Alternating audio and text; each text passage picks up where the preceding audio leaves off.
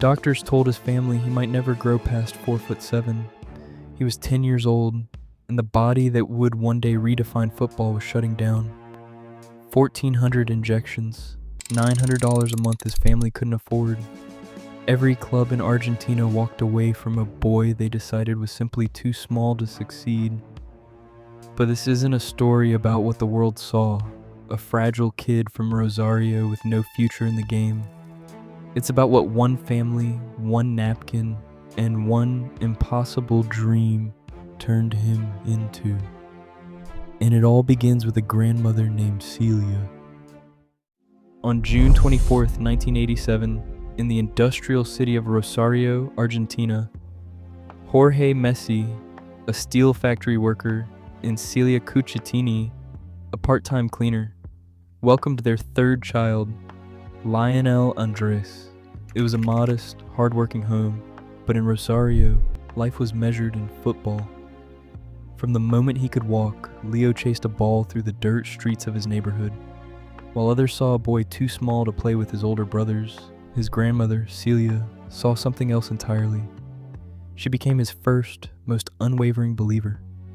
When Leo was just 4 years old, Celia practically dragged the local club coach at Grandoli to let her grandson play.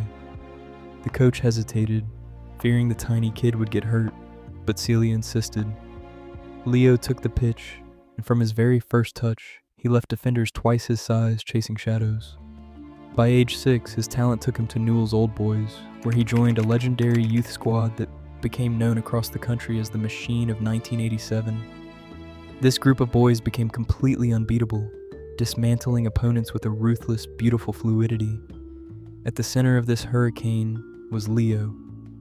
He was a quiet, painfully shy kid off the pitch. But with the ball at his feet, he was a force of nature. Over 6 seasons in the Newell's youth ranks, he scored more than 500 goals. He would juggle the ball at halftime to entertain the crowds, a miniature prodigy making the impossible look effortless. Rosario had never seen anything like him. His childhood was defined by this pure, unadulterated joy of the game, a boy and his ball, protected by a family who shielded him, and a grandmother who watched from the sidelines, knowing her little grandson was destined for the world. In 1997, the unstoppable goal scoring suddenly stopped. At 10 years old, Leo's physical growth ground to a halt, prompting his father, Jorge, to seek medical answers. In Rosario, pediatric endocrinologist Dr. Diego Schwartzstein confirmed a severe growth hormone deficiency. Without treatment, the doctor projected Leo would reach an adult height of only 4 feet 7 inches. The path forward required daily synthetic hormone injections, a nightly ritual demanding roughly 1,400 painful shots over 4 years. But the physical burden of needles was only half the battle. The treatment cost between $900 and $1,000 each month, a sum far beyond a steelworker's wage. Jorge's health insurance quickly dried up, and as the Argentine economy fractured, the family's money ran out. Newell's Old Boys stopped sending their promised payments. Other local clubs looked at the tiny boy, calculated the massive financial risk, and quietly walked away. The bright hope of football was replaced by a lonely, quiet fight to save a child's future.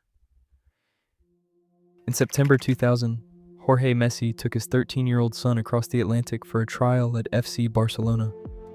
The boy left scouts breathless, but the club's board hesitated to fund an expensive medical therapy. As months passed without an official offer, Jorge issued an ultimatum: sign the boy or they would return to Argentina. On December 14, 2000, at a local tennis club bar, sporting director Carlos Rexach took matters into his own hands. Sitting with intermediaries Josep Minguella and Horatio Gaggioli, Rexach grabbed the only paper available, a waiter's napkin, and drafted a binding commitment to sign Lionel and fund his treatment. That napkin saved Lionel's career, but the dream demanded immediate sacrifice. At just 13, Lionel packed his bags for Spain, leaving his mother, siblings, and childhood home behind. The therapy would make him grow, but his new life in Barcelona began with profound isolation and a quiet, aching homesickness. Inside the stone walls of La Masia, the quiet teenager found his voice through the only language he truly understood: He quickly transformed from a homesick kid into the academy's undisputed standout, sharpening his raw speed and close control against Spain's best youth prospects. On October 16, 2004, Messi made his official first-team debut against Espanyol at just 17 years old. He looked impossibly small in his oversized number 30 shirt, yet he played without a trace of fear. The defining moment of his arrival came on May 1, 2005. Against Albacete, Messi chased down a delicate, scooped pass from Ronaldinho and lobbed the goalkeeper with stunning elegance. As the ball hit the net, Ronaldinho hoisted the teenager onto his back, beaming at the crowd. The reigning king of football had already taken the boy under his wing, openly declaring that the apprentice would one day surpass the master. In that single celebrated moment, the world realized Barcelona's great gamble had paid off. The future of football had arrived. In the summer of 2008, a tactical revolution transformed Barcelona, and with it, the entire sport. Newly appointed manager Pep Guardiola saw a dimension in the 21-year-old Argentine that no one else had envisioned. Guardiola moved him from the right wing into the center of the pitch, deploying him as a false nine. Instead of waiting for the ball as a traditional striker, he was instructed to drop deep into midfield, dragging central defenders out of position and creating chaotic passing lanes. Opponents had no answer. He was too quick for defenders to follow, and too precise to be left unguarded. The system functioned with terrifying efficiency. During the 2008 to 2009 season, Barcelona dismantled every opponent in their path, securing a historic treble by winning La Liga, the Copa del Rey, and the Champions League. By the end of 2009, they had captured all 6 available trophies in a single calendar year, an unprecedented sextuple. At the center of this unstoppable machine was a playmaker who had completely bypassed the physical limitations of his youth to become the ultimate force in the game. He claimed his first Ballon d'Or in 2009, initiating an era of individual supremacy never before witnessed. He went on to win 4 of these awards consecutively, holding a monopoly on the title of the world's best player through 2012. That calendar year of 2012 became his masterpiece. He scored 91 goals in 69 appearances for club and country, shattering Gerd Muller's 40-year-old record of 85. He averaged a goal every 66 minutes, converting world-class defenders into spectators. It was no longer just a run of victories. It was an era of dominance that redefined what was considered possible on a football pitch. The frail boy from Rosario had become the undisputed king of the sport. The brilliance that defined Lionel Messi's club career did not shield him from the harsh scrutiny of his homeland. For Argentina, he was not just a player, he was a national expectation, measured constantly against the ghost of Diego Maradona. The international journey had started with immense promise. In 2005, Messi claimed both the Golden Ball and Golden Boot, while leading the under-20 squad to a world title. By 2008, his decisive assist to Angel Di Maria secured Olympic gold in Beijing. Yet, the senior national team brought only compounding heartache. A heavy 3-0 defeat to Brazil in the 2007 Copa America final laid bare the growing friction between his Catalan glory and Argentine demands. Critics back home questioned his loyalty, claiming he felt more Spanish than Argentine, misinterpreting his quiet nature as indifference. This national judgment reached a sobering climax in 2014. At the World Cup final in Rio de Janeiro, Argentina battled Germany through 90 scoreless minutes, only to concede a devastating goal in extra time. Images of Messi staring blankly at the trophy he could not touch captured a grim reality. Each tournament appearance was no longer a sporting quest, but a public examination of a single man carrying the weight of 40 million dreams. The nightmare repeated. In 2015, Argentina reached the Copa America final, only to lose to Chile on penalties. 1 year later, in the 2016 Centenario final, the same devastating fate awaited them. Messi missed his penalty, sending the ball over the crossbar. The media back home grew hostile, accusing him of apathy, of wearing the national colors without pride. Isolated and broken under the weight of a nation's fury, Messi walked into the locker room corridor. On June 27, 2016, he spoke to the cameras. He announced his retirement from the national team. It was over. The retirement lasted less than 2 months.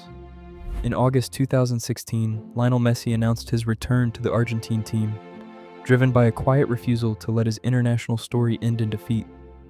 Slowly, the toxic pressure back home began to dissolve, replaced by a young, hungry squad willing to run themselves into the ground for their captain. On July 10, 2021, the decades of heartbreak finally shattered.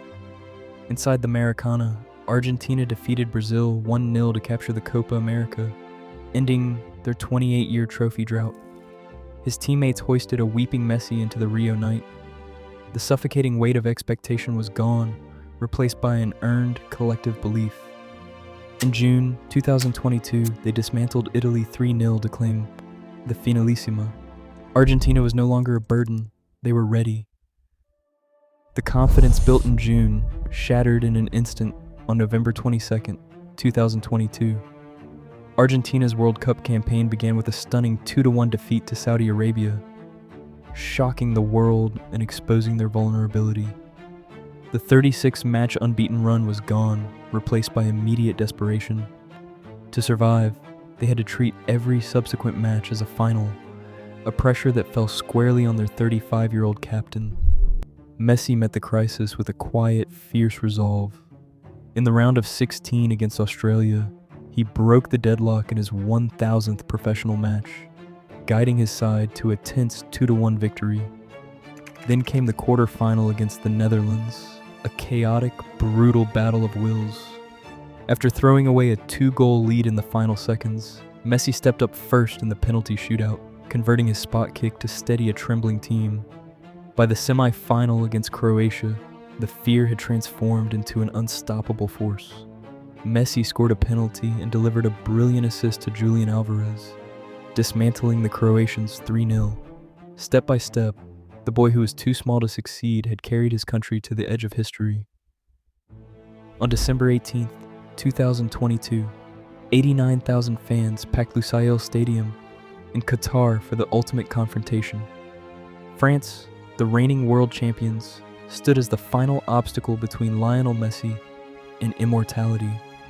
What followed was a sports epic of unmatched agony and ecstasy. Messi struck first, calmly converting a penalty in the 23rd minute to ignite the stadium, but the French refused to yield, fighting back to force the match into a grueling, suffocating extra time. In the 108th minute, Messi lunged forward to force the ball over the line for his second goal of the match, only for Kylian Mbappe to complete a staggering hat trick, leveling the score at 3-all. A lifetime of near misses, of national heartbreak, and of crushing pressure culminated in a penalty shootout. The world held its collective breath.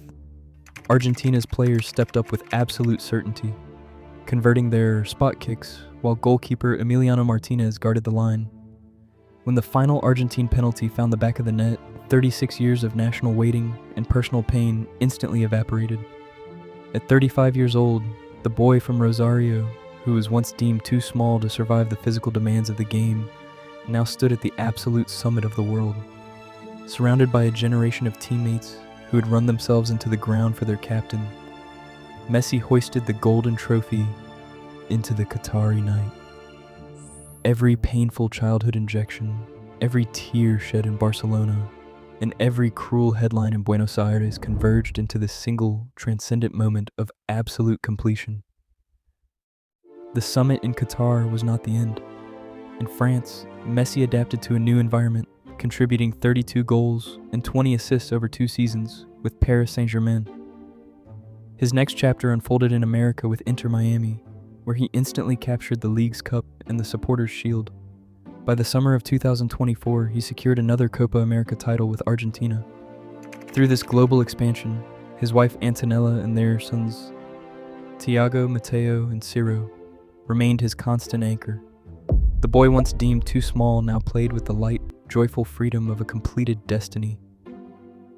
The final tally of this journey stands unmatched in the history of the sport. 672 goals for Barcelona, a historic collection of World Cup records, and 8 Ballon d'Or awards define an era of complete dominance.